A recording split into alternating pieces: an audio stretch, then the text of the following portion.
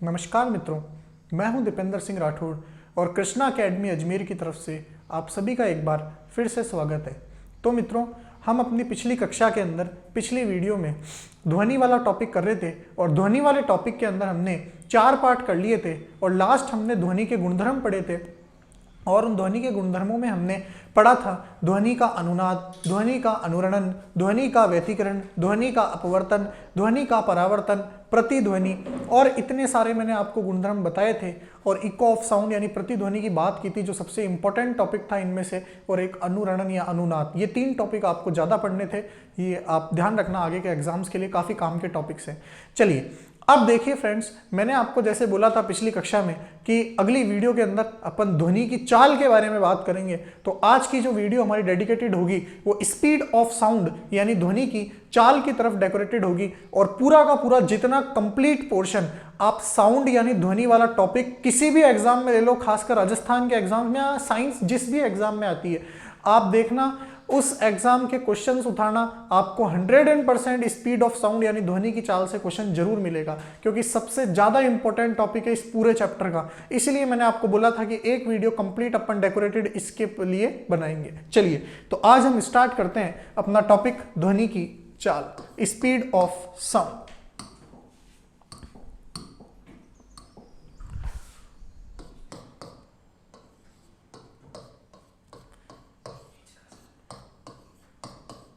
ध्वनि की चाल।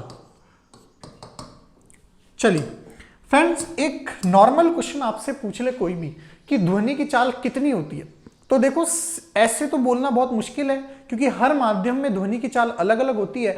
मैं भी आपको बताऊंगा कि किस माध्यम में कितनी होती है, लेकिन एक कॉमन क्वेश्चन की वायु में ध्वनि की चाल कितनी होती है ये कई बार पूछा जाता है एग्जाम्स में, और अगर आपसे पूछा जाए तो ध्यान रखना 332 मीटर पर सेकंड ये आपके पास ध्वनि की चाल होती है। किसके अंदर? आपके पास वायु के अंदर। तो एयर के अंदर ध्वनि की चाल होती है 332 मीटर पर सेकंड, तो 332 मीटर पर सेकंड आपके पास ध्वनि की चाल होती है।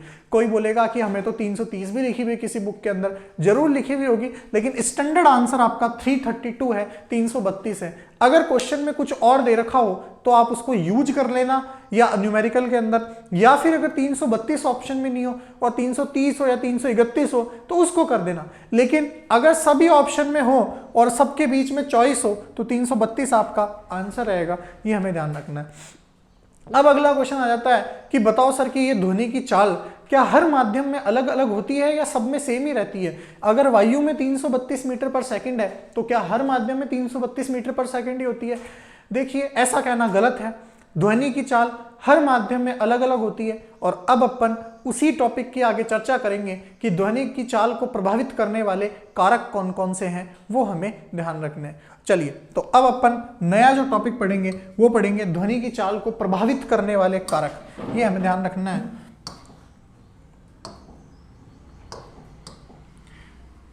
अच्छा, उससे पहले आपको एक चीज ध्यान रखनी है, कोई आपसे इसके पीछे की कहानी पूछ ले।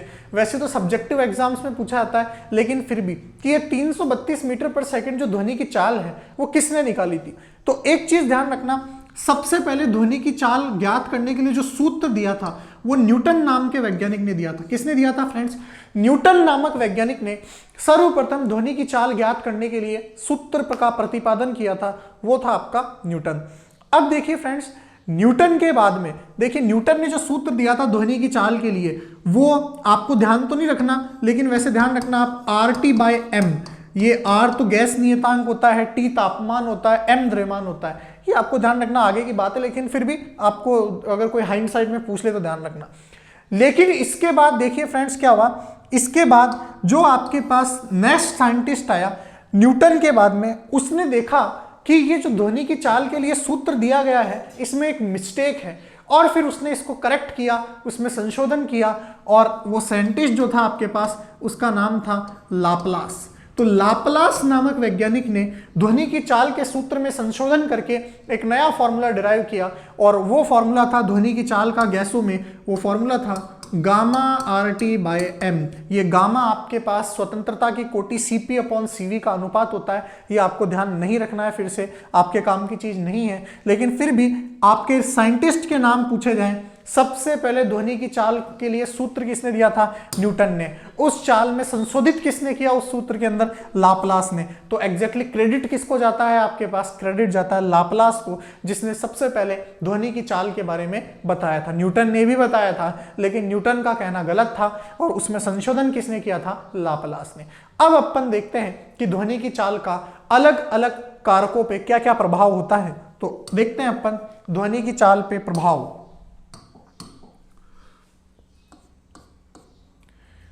विभिन्न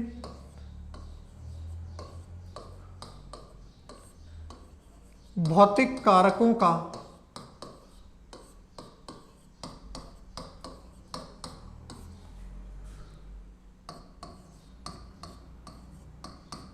ध्वनि की चाल पर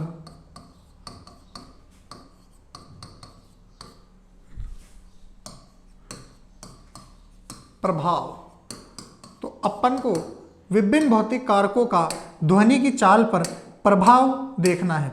तो फ्रेंड्स, सबसे पहला जो प्रभाव है उसकी चर्चा अपन करते हैं। सबसे पहला और सबसे इंपॉर्टेंट जो प्रभाव है आपका वो है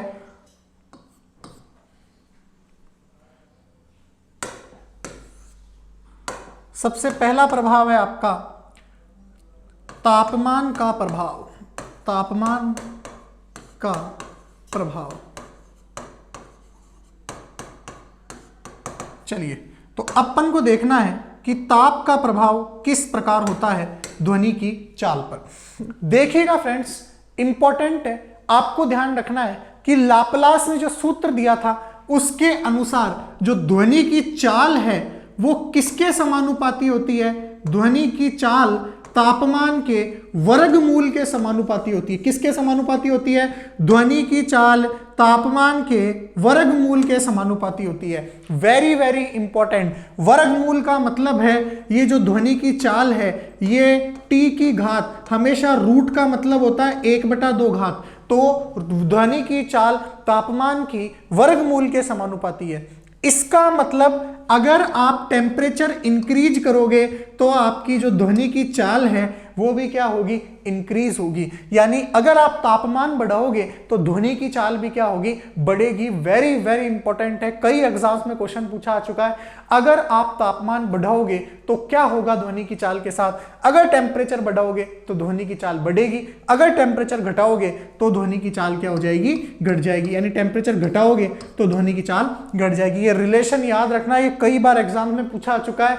ध्वनि की चाल तापमान की कितनी घात के समानुपाती होती है? समानुपाती। प्रोपोर्शनल का मतलब होता है इस चीज को जितना बढ़ाओगे ये चीज उतना ही बढ़ेगी, जितना इसको बढ़ाओगे उतना ही वो बढ़ेगी।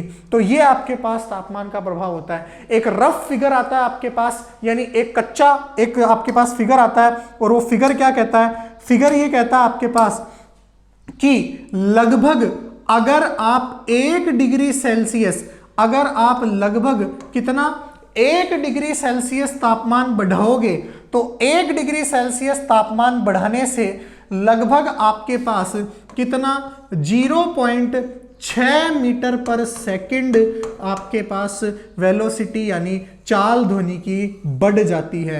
यह फिगर भी आपको ध्यान रखना है। लगभग अगर अपन 1 डिग्री सेल्सियस तापमान बढ़ाएंगे तो 0.6 मीटर पर सेकंड ध्वनि की चाल बढ़ जाती है। तो पहला कारक मैंने बताया है, मैंने आपको नॉर्मल बताया ध्वनि की चाल वायु में होती है 332 मीटर पर सेकंड। लेकिन अब इस ध्वनि की चाल पे अलग अलग चीजों का क्या प्रभाव पड़ता है वो अपन देख रहे हैं। सबसे पहला प्रभाव मैंने बताया आपको तापमान का प्रभाव, यानी टेम्परेचर का इफेक्ट। अगर आप तापमान उसके अनुसार सबसे पहले अपन सूत्र देख लेते हैं कि जो ध्वनि की चाल है वो तापमान के वर्गमूल के समानुपाती होती है, यानी तापमान की 1/2 घात के समानुपाती होती है।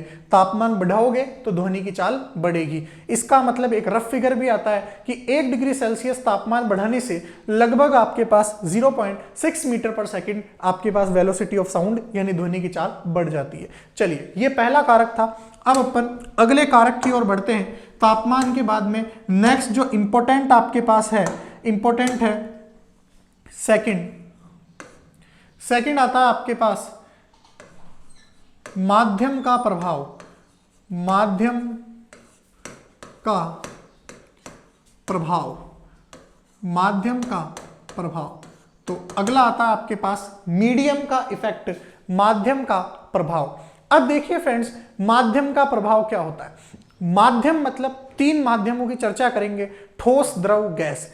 जैसा कि मैंने आपको बोला कि वायु में ध्वनि की चाल होती है 332 मीटर पर सेकंड। क्या हर माध्यम में यही होती है? बिल्कुल नहीं, हर माध्यम में ध्वनि की चाल अलग अलग होती है। और आपको ध्यान रखना है कि ध्वनि की चाल जो होती है सबसे ज्यादा आपके पास किसके अंदर होती है? सबसे ज्यादा होती है ठोसों में। ठोस में ध्वनि की चाल सबसे ज्यादा होती है।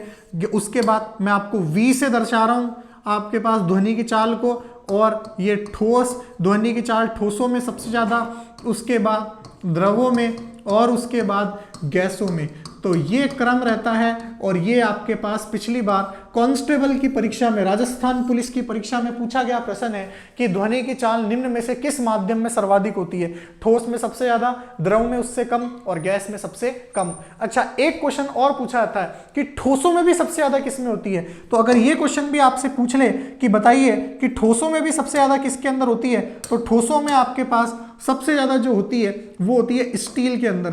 तो ठोस में सबसे ज्यादा आपके पास किसके अंदर होती है? स्टील के अंदर सबसे ज्यादा पाई जाती है। तो ठोसों में सबसे ज्यादा जो ध्वनि की चाल होती है वो किसके अंदर होती है? आपके पास स्टील के अंदर होती है। तो ये हमें ध्यान रखना है, ठोसों में सबसे ज्यादा ध्वनि की चाल किसके अंदर होती है? स्टील के अंदर, जिसको आप हिंदी के अंदर इस्पात भी बोलते हो, ये ध्यान रखना। लेकिन ये मैं आपको जो एग्जाम्स में क्वेश्चन आए हुए हैं उसके हिसाब से बता रहा हूं, जरूरी नहीं है कि आपके पास स्टील ही आंसर हो। वैसे तो एल्यूमिनियम की भी ज्यादा होती है, इससे हीरे की भी ज्यादा होती है, और कई पदार्थ है, लेकिन एक्चुअली ऑप्शन में आता ही नहीं है वो सब, हमेशा स्टील या इस्पात ही आता है। इसलिए आप ध्यान रखना कि स्टील ज्यादातर आता है ऑप्शन में, इसलिए इसकी चाल सबसे ज्यादा होती है। चलिए, ये हमें ध्यान रखना है कि ठोस में सबसे ज्यादा, द्रव में सबसे ज्यादा, गैस में उससे कम। अब देखिए, अलग अलग माध्यमों में अपन ने ध्वनि की चाल की चर्चा करी। अब अपन कुछ माध्यमों में ध्वनि की चाल देखते हैं, जो आपको डेटा थोड़ा बहुत याद रखना है, उसकी चर्चा करते हैं, जिनसे क्वेश्चन आपके पास पूछे आते हैं। तो कुछ माध्यमों में ध्वनि की चाल के बारे में अपन चर्चा करते हैं। तो कुछ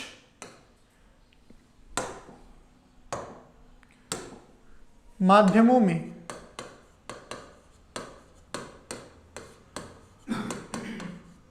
ध्वनि की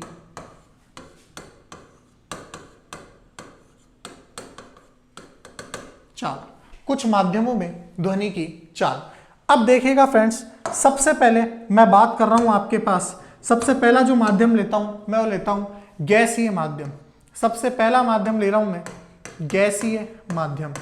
तो ये मैं गैसीय माध्यम की चर्चा कर रहा हूं। अब देखिएगा, गैसीय माध्यम में सबसे पहला,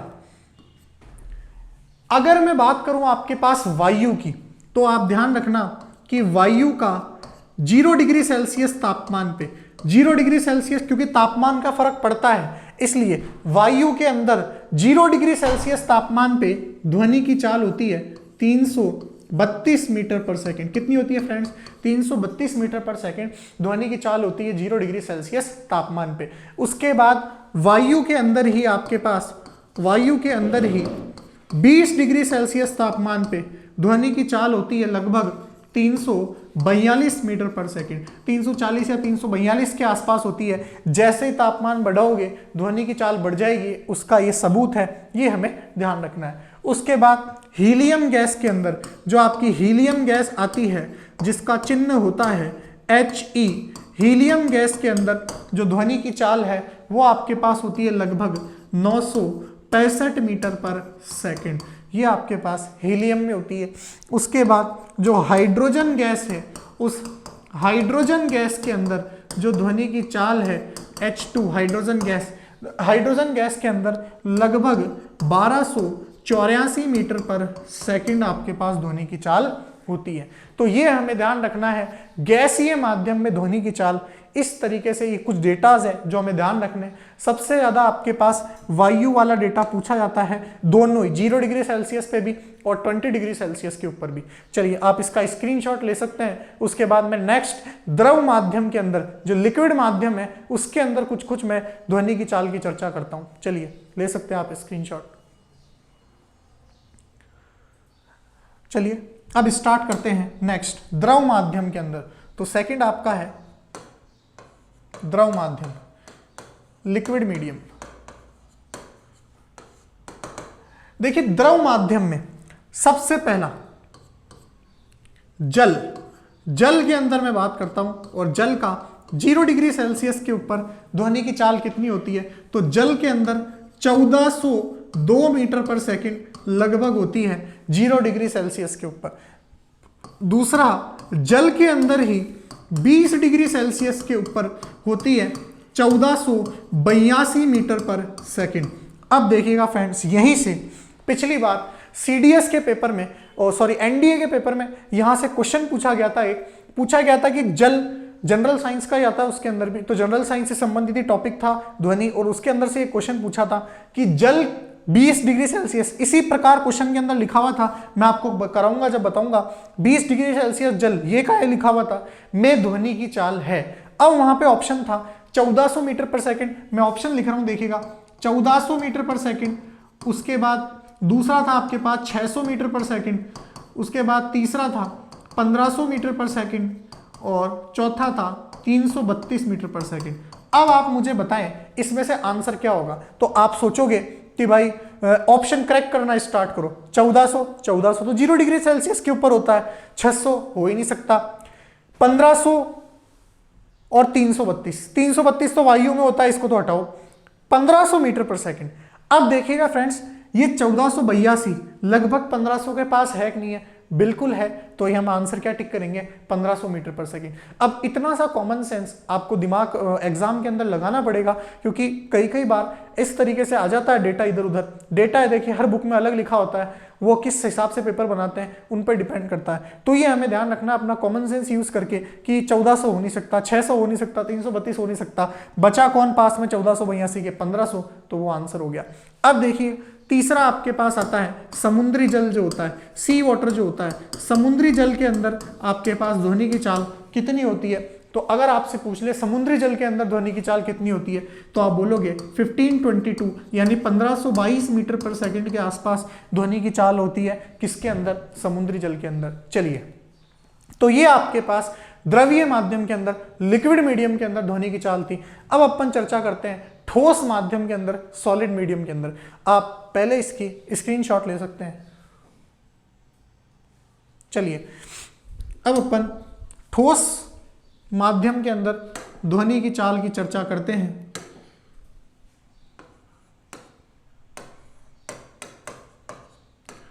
ठोस माध्यम, चलिए, तो देखिए सॉलिड के अंदर सबसे पहले आपके पास मैं बात करता हूं कॉपर की, तांबे की। तो तांबा के अंदर जो तांबा होता है कॉपर, तांबा के अंदर लगभग ध्वनि की चाल होती है 3560 मीटर पर सेकंड, 3560 मीटर पर सेकंड। ये आपके पास तांबे के अंदर होती है। उसके बाद स्टील के अंदर, तो स्टील के अंदर आपके पास लगभग होती है 5941, 5941 मीटर पर सेकंड, ये स्टील के अंदर होती है। उसके बाद आपके पास लोहा जो होता है, लोहा के अंदर आपके पास लोहे के अंदर होती है।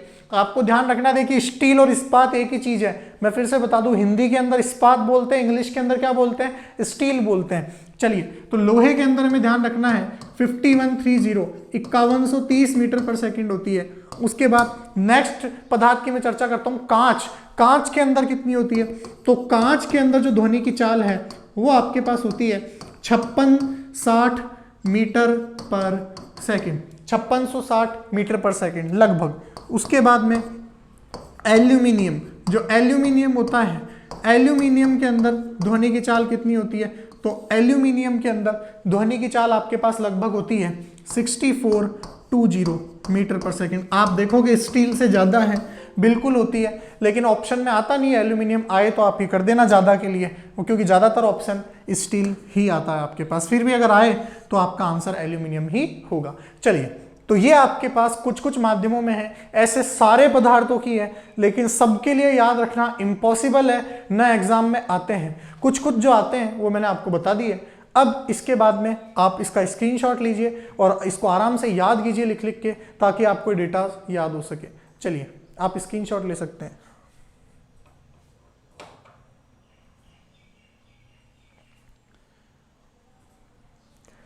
तो ये हमने फ्रेंड्स दूसरा कारक पढ़ा है ध्वनि की चाल पे भौतिक राशियों का प्रभाव। पहला कारक हमने पढ़ा तापमान का प्रभाव, टेम्परेचर का इफेक्ट जो हमने देखा। उसके बाद में ये माध्यम परिवर्तन का प्रभाव, अगर आप ठोस माध्यम से द्रव माध्यम में ले जाओगे तो ध्वनि की चाल कम हो जाएगी, और द्रव से आपके पास गैस में ले जाओगे तो और कम हो जाएगी। तो दो कारक अपन ने पढ़ चुके हैं। अब तीसरा पढ़ते हैं हम ध्वनि की चाल पे भौतिक राशियों के प्रभाव में। तीसरा कारक है आपके पास ह्यूमिडिटी का इफेक्ट, यानी आर्द्रता का प्रभाव। तीसरा कारक है आपके पास आर्द्रता का प्रभाव, आर्द्रता का प्रभाव, effect of humidity, humidity effect. चलिए अब ह्यूमिडिटी का क्या इफेक्ट पड़ता है, आर्द्रता का क्या इफेक्ट पड़ता है। देखिए सबसे पहले आर्द्रता होती क्या है, ह्यूमिडिटी क्या होती है। तो आप अगर ज्योग्राफी पढ़ते हो तो भूगोल पढ़ते हो तो आपको पता होगा कि वायुमंडल के अंदर जो जलवाष्प के कण हैं उनके आने से नमी आ जाती है, नमी बढ़ जाती है, ह्यूमिडिटी आ जाती है, ठीक है ना फ्रेंड्स। तो ये आर्द्र वायु जो होती है, आर्द्र वायु के अंदर दो चीज की दो वर्ड यूज किए जाते हैं। एक तो यूज किया जाता है आर्द्रता, एक तो आर्द्र वायु, और एक मैं बात कर रहा हूं शुष्क वायु।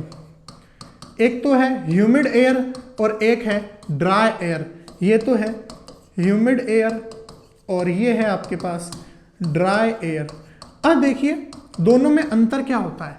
आर्द्र वायु में जलवाष्प के कण होते हैं, धूल मिट्टी के और जलवाष्प के। इसके अंदर किसके कण होते हैं आपके पास, जलवाष्प के कण होते हैं आर्द्र वायु में।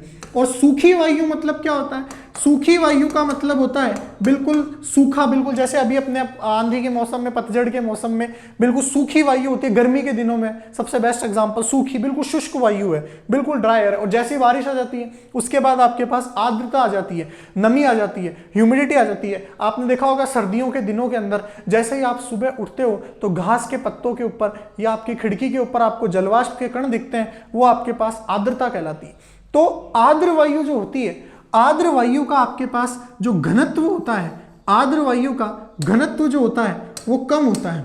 तो आर्द्र वायु का घनत्व क्या होता है आपके पास, कम होता है।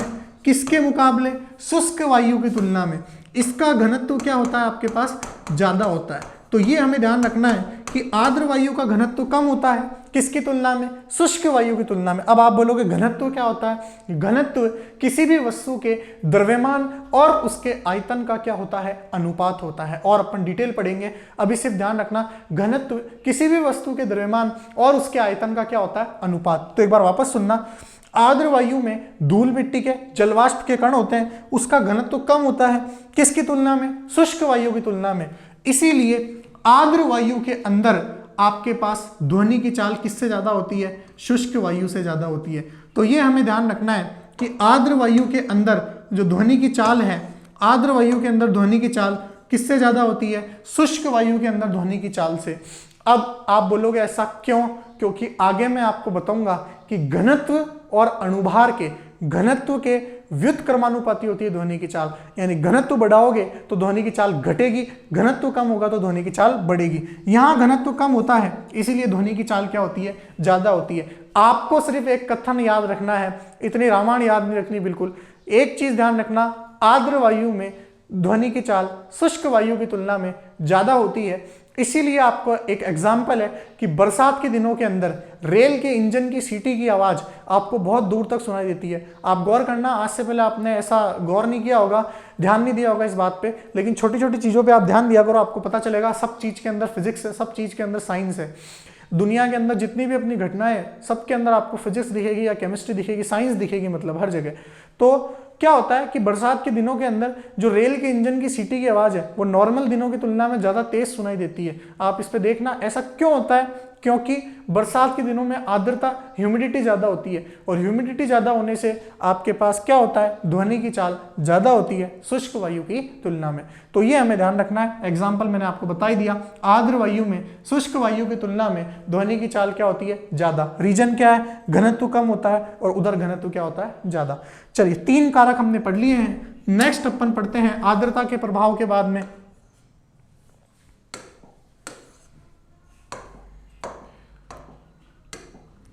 अगला जो प्रभाव है अगला प्रभाव है आपके पास प्रेशर का इफेक्ट, दाब का प्रभाव।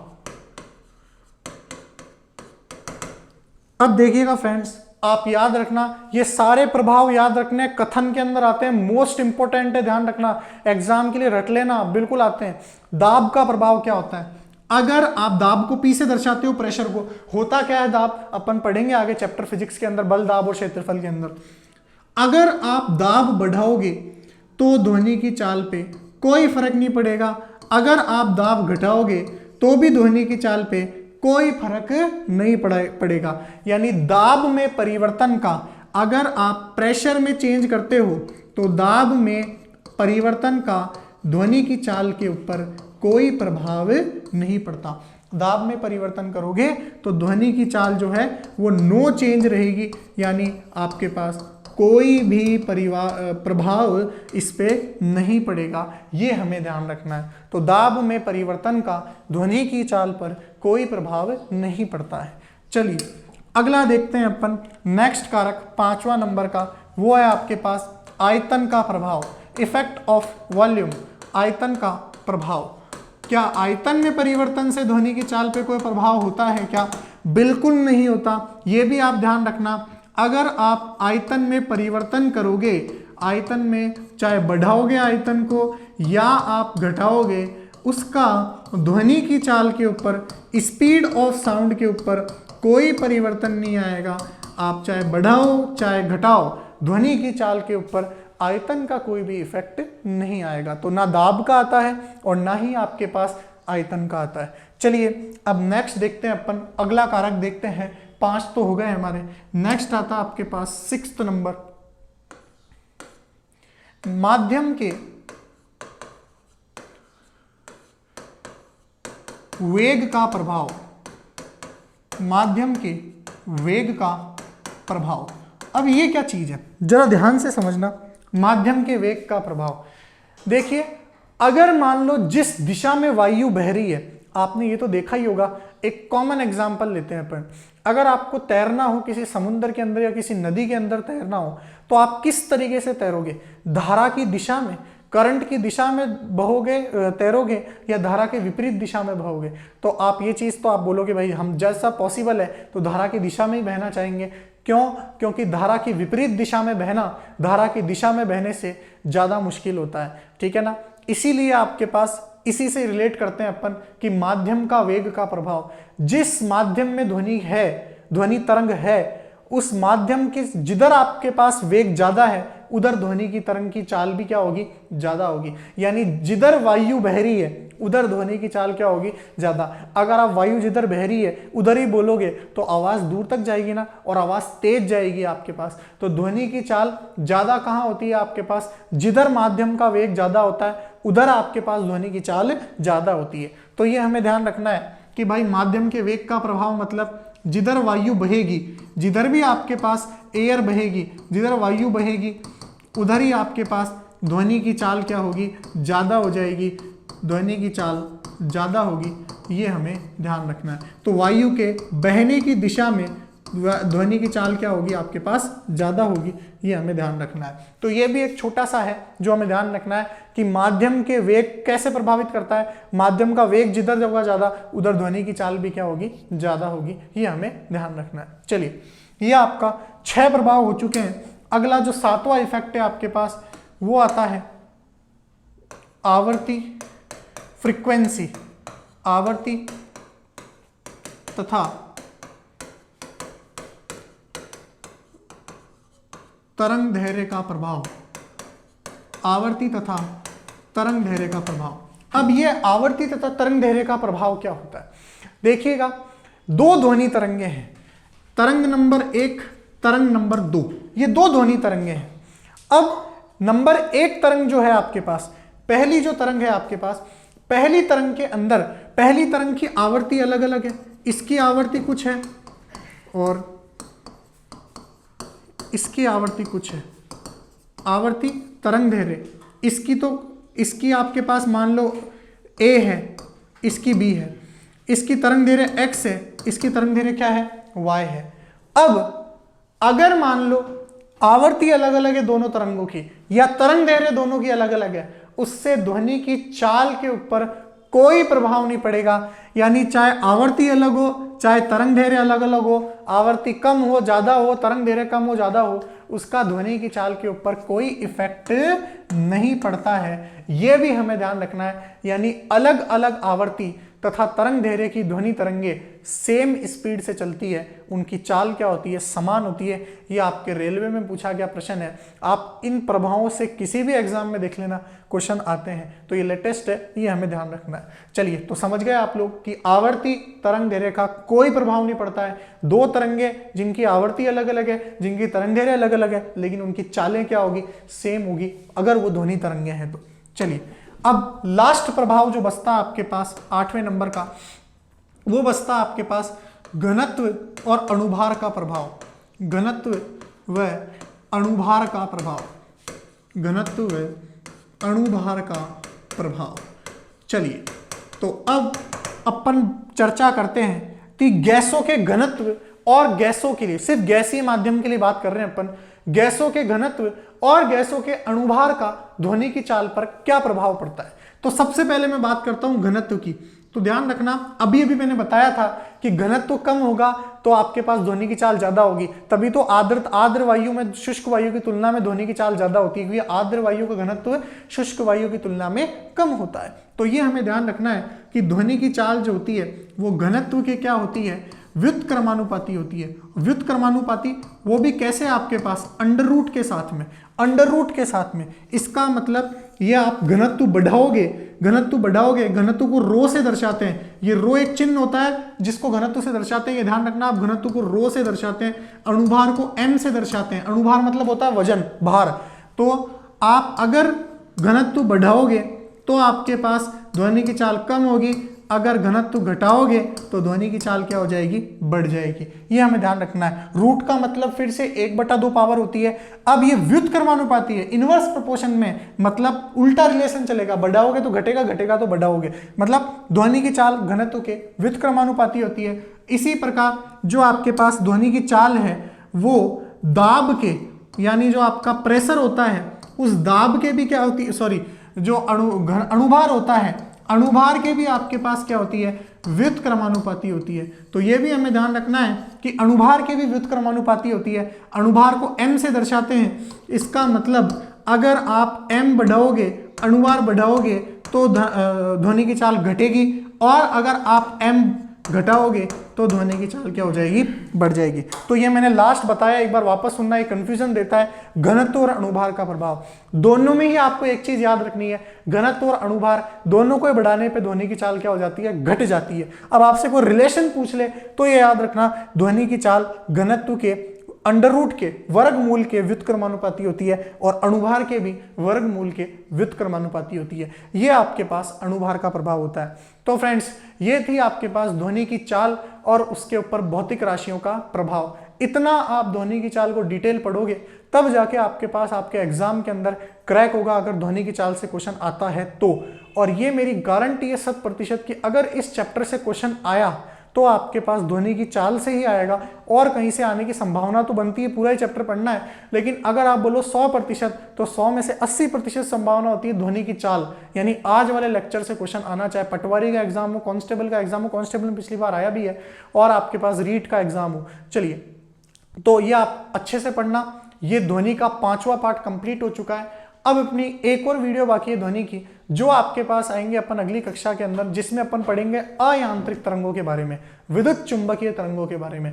अभी तक अपन ने यांत्रिक तरंगों की चर्चा की है और उसमें ध्वनि तरंग को कंप्लीट कर लिया है बिल्कुल। कुछ 1-2 गुणधर्म बचते हैं इंपॉर्टेंट फैक्ट्स में ध्वनि के, वो अपन चैप्टर के लास्ट में की पॉइंट्स में कर लेंगे। लेकिन अब जो अपनी अगली वीडियो डेकोरेटेड होगी वो होगी आपके पास किसके लिए, अयांत्रिक तरंगे, यानी विद्युत चुंबकीय तरंगों के लिए। तो फ्रेंड्स, आज के लिए इतना ही। अगर हमारी वीडियो पसंद आई हो तो इसे लाइक कीजिएगा और ज़्यादा से ज़्यादा